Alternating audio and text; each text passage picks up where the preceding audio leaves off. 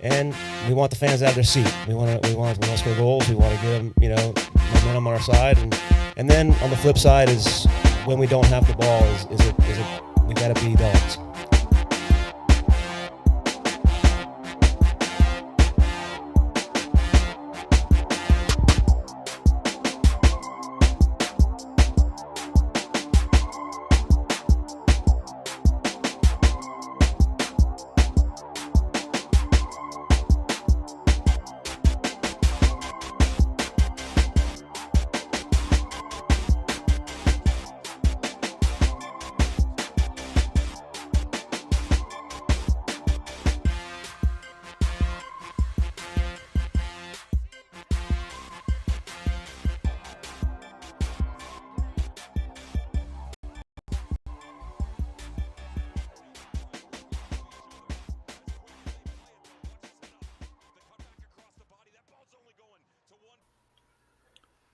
Hey, and there we are. We are live. Welcome back, everyone. Welcome to the Afterburn Soccer Show. Joined here with our good buddy Chico Carmona. I'm Hey, what's Nathan. up? Thanks for following us. Thanks for sticking with us through what's been a brutal month of May for FC Dallas. Much better for North Texas. We'll talk about that maybe a little bit later, but starting with FC Dallas, who just it's been a hard month. It's been a really hard month for this team, and we're going to kind of take stock. They get a week off to rest and recoup a little bit, and so we're going to break it down. Of course, looking back at the home draw against Philadelphia Union, a disappointing night, even if there was a lot of effort put out there on the field. And before that, you can look at a draw away against FC Cincinnati, one of the better teams in the East. PKA shootout loss to the Red Bulls before that, which was a heartbreaker. And then, of course, the Seattle loss away, a late one, 1-0. And so certainly some effort throughout those matches, but some spectacular moments, including Anderson Julio, as you saw that goal with a beauty of an assist from Pedrinho to grab a point there, steal a point in Cincinnati. But when you also look at the schedule, and here it is, the whole month of May, man, tough. The only win is the Open Cup against a lower tier team. Otherwise, it's just losses and draws. A tough month for FC Dallas. So let's start off just by looking at and talking about FC Dallas's draw against Philly on Saturday night. Lawless Abubakar, of course, made a really dumb choice. A late challenge when he was already on a yellow card, and that was it. Early showers for him and putting his team in a really tough hole when they were trying to get 3 points at home to kind of turn the page on that brutal month. And in the end, hang on, giving up like 23 shots, though most not on goal, to a Philadelphia side that is great. That's a great side this year. And so there's certainly some positives to take from that. We'll hear from Quill in a minute, but also some more disappointment that FC Dallas once again can't get it done at home.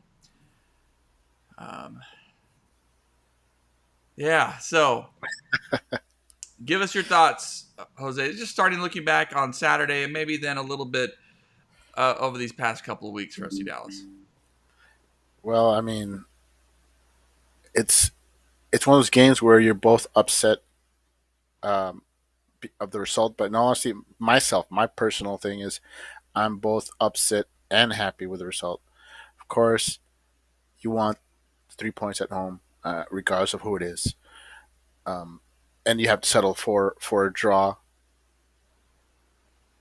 Now, with 10 man, that's a good result, but let's face it, we all would have preferred 3 points any way possible. Uh, so not happy about that. Now, the thing that I am happy with is um, people finally seeing exactly what everybody should have already known, that Boubacar is not a guy you want starting on your team because that's always been his MO.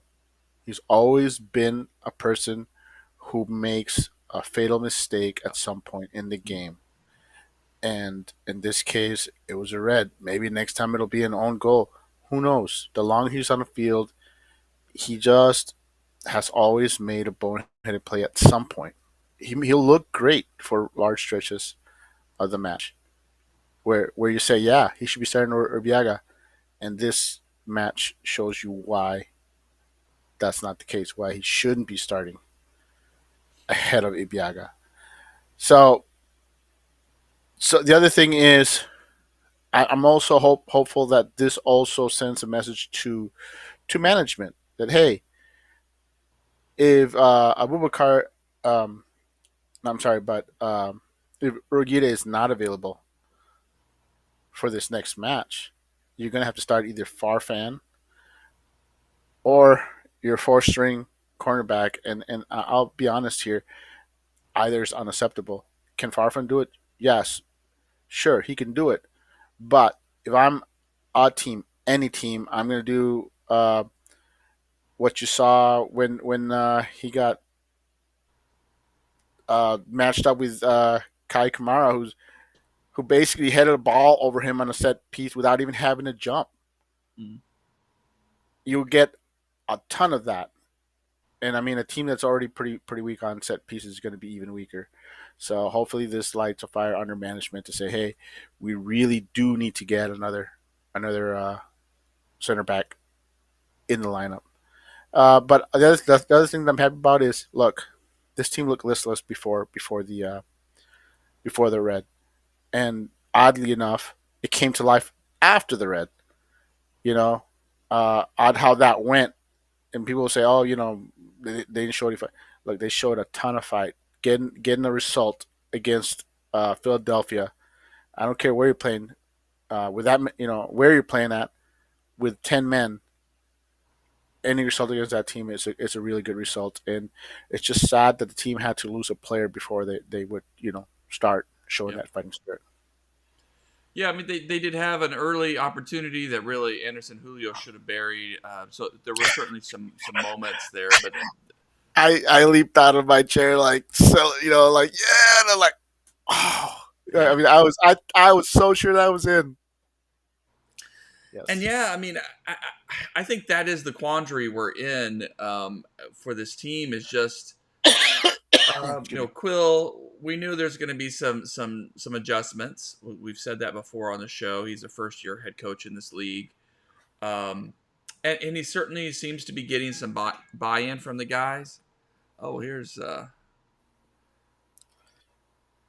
what's Colin. up, Coop? What's up, Coov? Colin. What up? What up?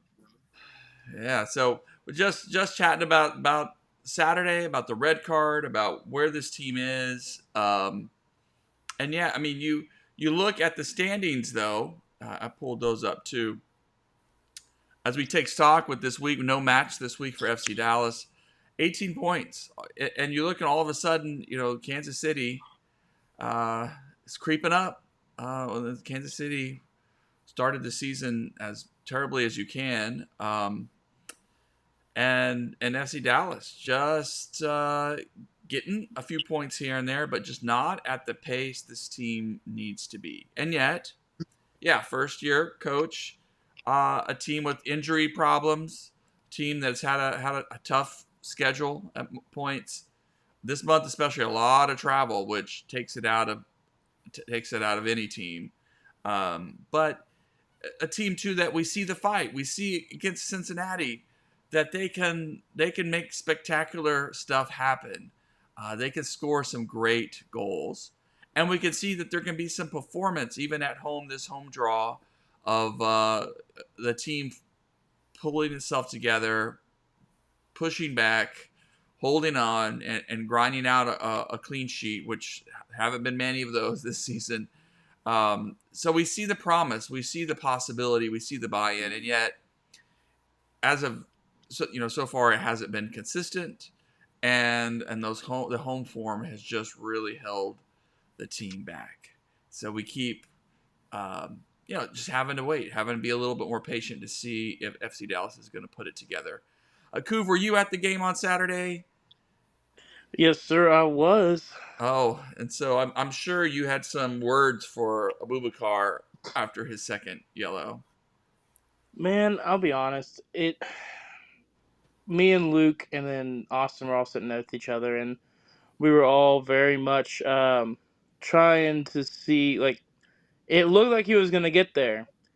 And then in the middle of his stride, he took a hesitant step, as if he was like, maybe I shouldn't, and then realized he's beat because he hesitated and then lunged for that tackle.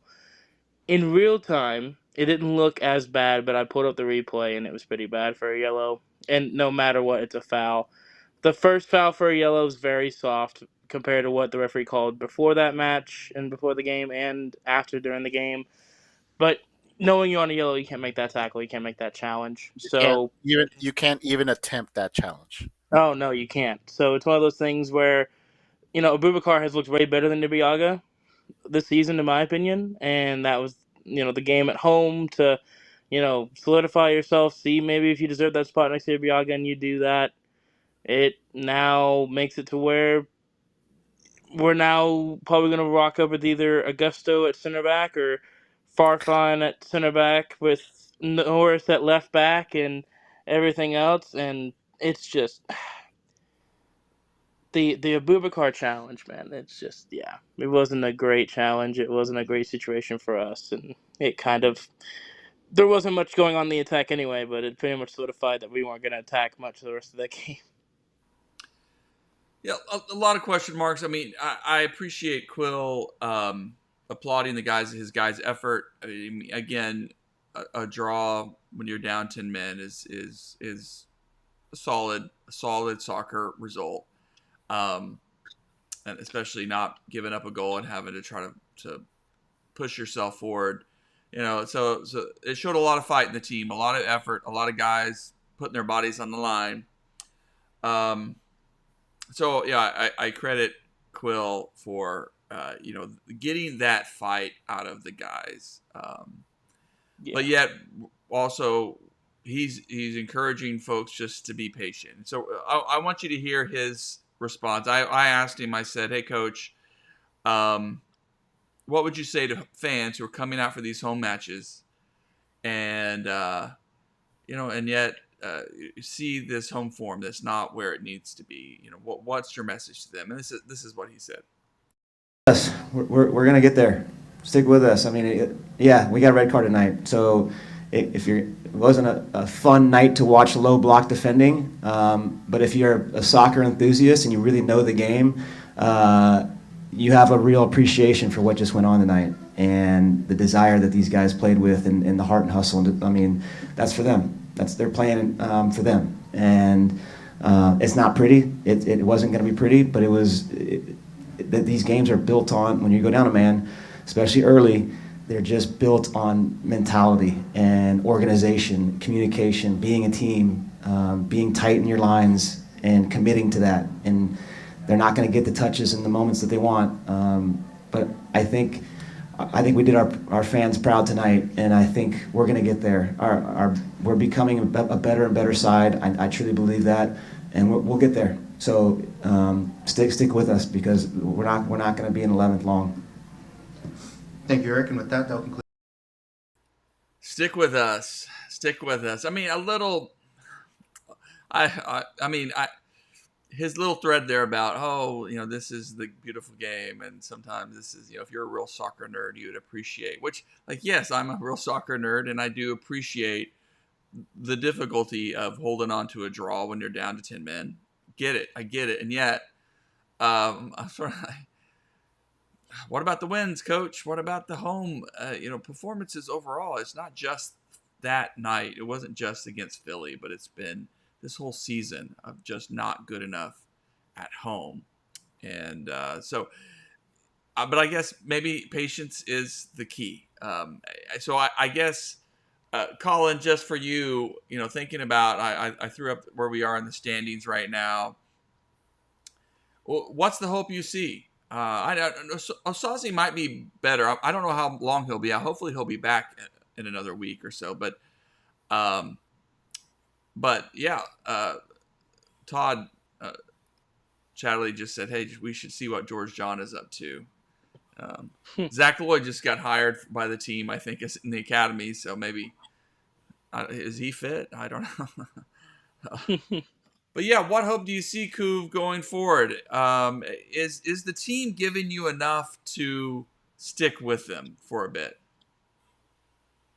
I mean, I want to say yes, and then I want to say no, and it switches from game to game. It seems like because we had a really good stretch of road form, and then we go and get thrashed 5-0 in San Diego, and then we, look great against Seattle, and get a 1-0 late loss in Pens. We go on the road again to Cincinnati, and we're down 2-0.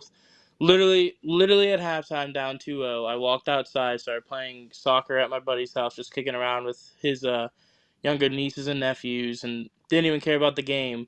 And his mom, who doesn't know much about soccer, this shows how annoyed I was, came screaming outside the house, "Oh my God, y'all scored! Y'all scored!" And I'm like, all right, cool. That's cool. I just peeked through the window, watched Moose's goal. I was like, oh, okay, whatever.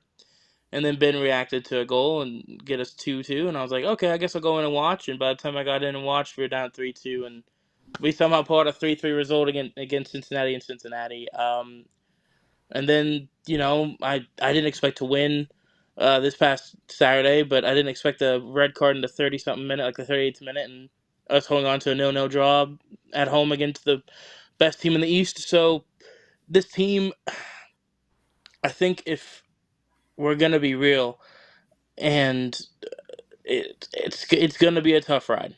I mean, we can't sit here and say, like, injuries have cost us some in the earlier season, and now it seems to be, Osaze, the one highlight of our defense, is now hurt.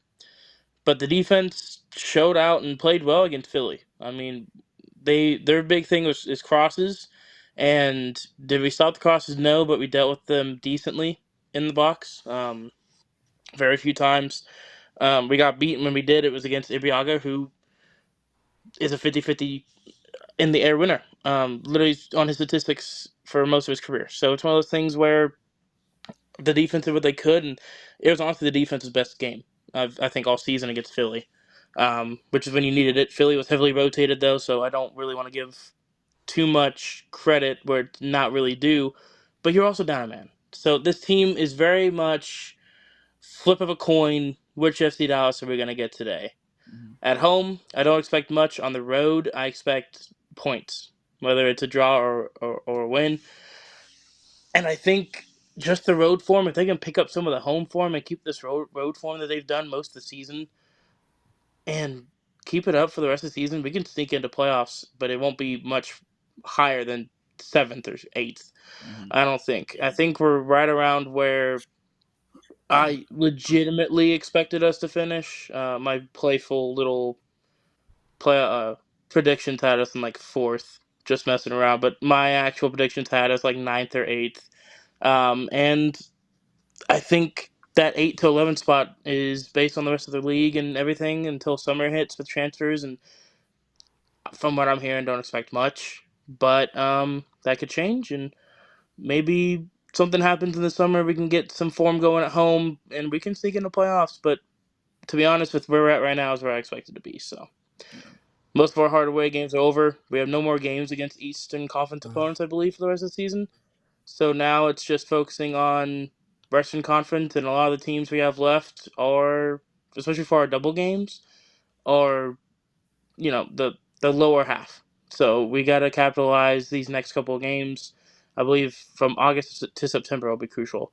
And with the heat and everything, take advantage of it. Get used to it. Get out there. Get training. We got to take advantage of the summer and take advantage of our home games. Jose, any hope for you? Oh yeah, I'm one of those optimistic types, and I'm already hearing people whispering Quill out, and come on now, it you do need to give him patience. This team sold out on the U.S. Open Cup. They went for it, and were really a bad call away. In the final minutes from Oh, yeah. advancing. And when that didn't happen, they had to play a rotated squad against Seattle, something we're not talking about. We played a rotated squad against Seattle, and the loss came only when your best player had a fluke, PK come out of there. That's really the only reason you lost to Seattle with a rotated squad. And then you have the red card against Philadelphia. I mean, I'm not as gloom as doom as everybody else. The breaks just haven't gone uh, Quill's way, and I think you got to look at the team's road form for the season, which is the best I remember this team ever looking on the road, other than Pareja, and I think that gives you hope about what this team can do, um, and hope that they'll turn it around. And frankly, I don't really not really concerned how high this team goes up. I think we can sneak into the playoffs. That's not what I'm looking for. This is year one of a build, and really, this team's building for for the future. And Quill, I think, is showing that he's showing those rookie mistakes, and he needs to get them out of his system this season. I think this team will limp into the playoffs. Uh, if they continue to play the way as well as they do in on the road in the playoffs, they could knock off a team or two, get our hopes up, and then break our hearts like they usually do. But I think this team is good enough to let's face it, this team's only like a win or two away from being in like sixth or seventh. Right. Well, that's the they- other side of this. yes. And also, I want to point out schedule. Three of the next four matches are at home, with the lone road match against Sporting Kansas City, who's below us in the standings. That's a very favorable schedule, and six of the next nine matches are at home. So this is a stretch run where it gives Quill a chance to turn the tide and change the direction of the squad. I mean, it's the summer; it's going to be hot, and as long as this team doesn't suffer a summer swoon, that's asking a lot. But I'm just saying, like I said, six of your next nine games at home. That's you got to make something happen, and Quill has an opportunity to change the direction of this season. Yeah, yeah. I mean, I appreciate the optimism and the hope, and I do think, there are reasons, even in these results this month, that were hard fought, that show that Quill has said multiple times the margins of winning in this league are razor thin, which is true. Which it's one call, and you're going to get bad calls here and there. You're going to have refs that maybe aren't as consistent as you would like, and things. You're going to get a red card. You got to roll with those things in this league. But I guess what we're all still looking for and hoping for is that sort of consistency, and not waiting until we're down 2 goals to find the energy to mount that comeback, but to start off in the right way in these games, and to control the games a little bit more, and to figure out how to use Lucho to the best, and how Pedrinho, who really, I didn't want to go deep in the statistic, but minutes wise, like Pedrinho has just had such an impact in just limited minutes compared to Lucho's. But I'm sure there's other aspects to those stats to look at too, and we this is a team that still has some room to gel, to grow and figure some things out. So I think that is the hope that we have, and at the very least, also maybe. But even if Jose, you're saying this team is building for next year, I want to see more minutes for these young guys. Then, Well, I mean, you want to see improvement, and I want to state also that even when this team has won, they've only really looked like a competent, cohesive team for spurts. We're talking like 5 minutes here, 10 minutes there, and sometimes that's all they need to to escape with a win or a draw. Um, but let's not forget, against Cincinnati, that second half, that's probably the best half of soccer this team has had all season, and that's right up there with the Colorado result, mind you. So this team is showing it just can't seem to put it together for an entire match. We've yet to see that. And let's face it, with the shuffling of the lineups, shuffling of the formations, people coming back from injuries, people missing on injuries, it, this team has room to improve. And the roster, I think, right now, it has enough. Like I said, it doesn't take much. They just has to gel. I think we're starting to see this team. Hopefully, the Philadelphia match is you saw players that we were not used to seeing. Bust their tails. Costa. It's a good sign. You know. Um, Mm-hmm. so I think it's a good sign that you saw some players out there hustle that and say, hey, all right, now let's do that for a full 90 minutes and at home. And if we can package that and work on it, improving it. Yeah, I think this team here still has it has room to grow. And like I said, the upcoming schedule will give us an opportunity to see if this team can in fact turn it around and at least become a player in the playoff race. Well, other news this week, of course, Osaze's injury is a real disappointment, and but maybe comes at a time when he has some time to mend a bit. Paxton too was out this last weekend with a knock, and hopefully it's just a temporary thing. Other sad news was Herbert Indley, who was on loan to Colorado Springs.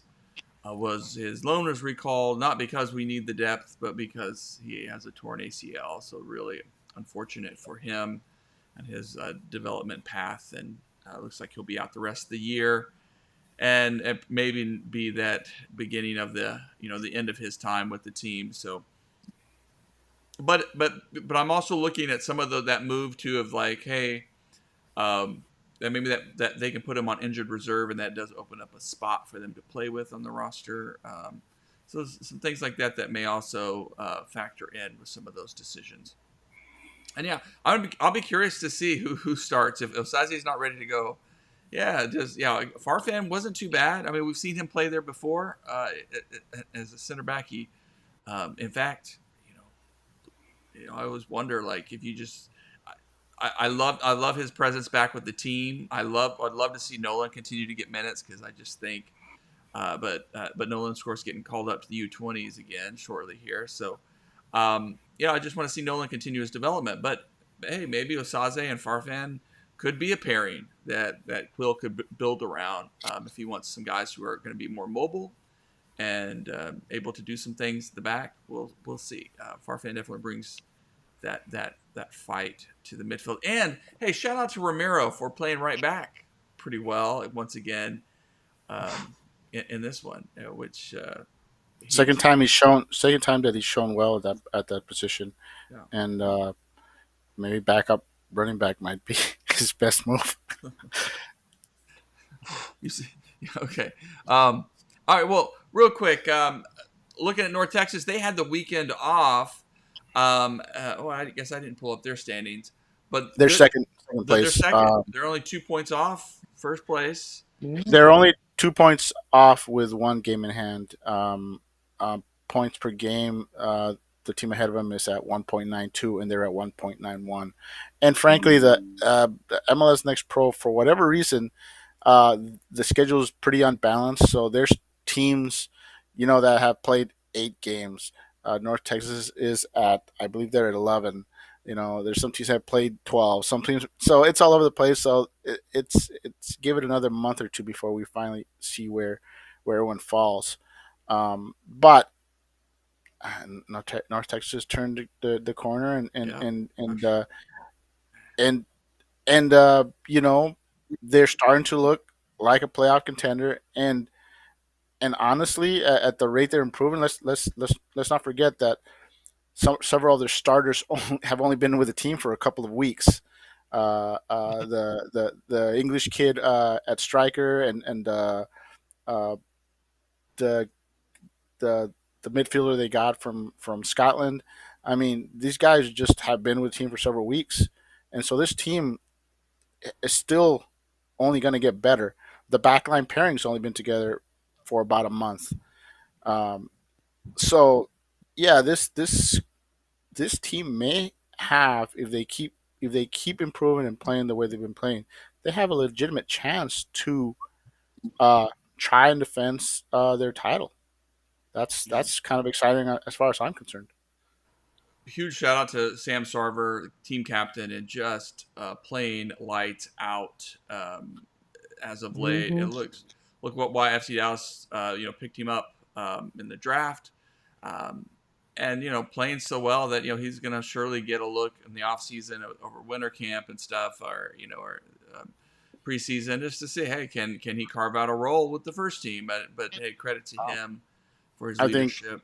I Yeah. think he's showing that you always get those players that look like they're outgrowing uh, MLS Next Pro, and Sarver is showing that. So yeah, he'll either get a look or get loaned out to a USLC team. Mhm. Mm-hmm. Yeah, the depth's coming around. It's been impressed again by Gall what he gets out of these guys, and even some of the criticism early on when Gavin Gall was getting some minutes at left back.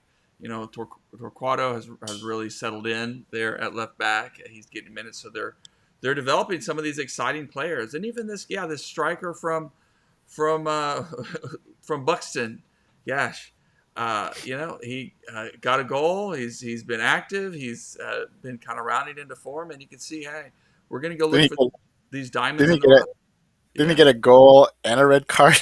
oh, and a red card, which Yeah, is he like did.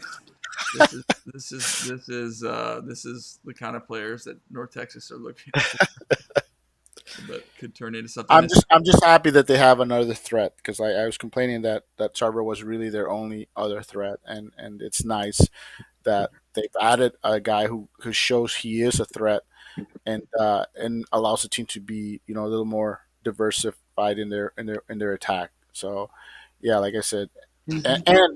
and once they gel, like I said, this team is rounding out really nicely, and like I said, starting to get that you know starting to look like a championship caliber team.